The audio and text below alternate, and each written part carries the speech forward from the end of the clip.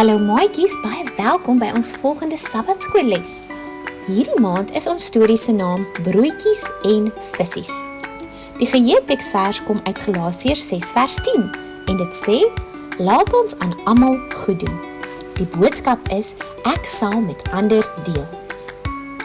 Dit is storietyd. Larry hou van stories luister. Die Bybel vertel ons dat Jesus ook verhale vertel het. Die seentjies en dogtertjies het van sy verhale gehou. Die groot mense het ook van sy verhale gehou. Die mense het baie ver geloop om te kom luister na die verhale van Jesus. Jesus voel moeg. Dis genoeg verhale vir nou, sê Jesus.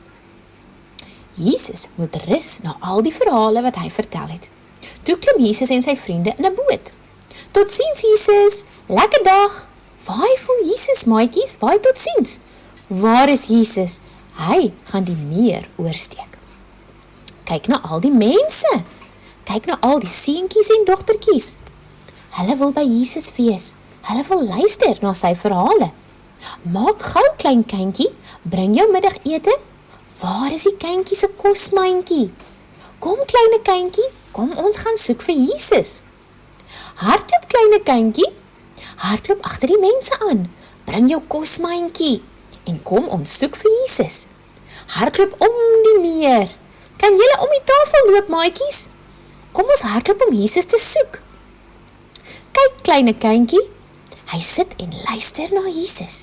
Jesus vertel 'n verhaal. Jesus vertel heeldag stories. Kleine kindjie is honger. Jesus is ook honger. Almal is honger. Waar's jou kosmandjie, kindjie? Jesus het dit nodig. Dit raak laat. Almal is honger. Stuur die mense weg, sê Jesus se vriende. Nee, die mense is moeg, sê Jesus. Die mense is honger. Gee asseblief aan hulle kos. Maar Jesus se vriende het geen kos nie. Jy kan hierdie kry, sê die klein kindjie. Neem my kos na Jesus toe. Baie mooi, kleine kindjie. Dankie dat jy jou kos deel. Shhh, Jesus bid.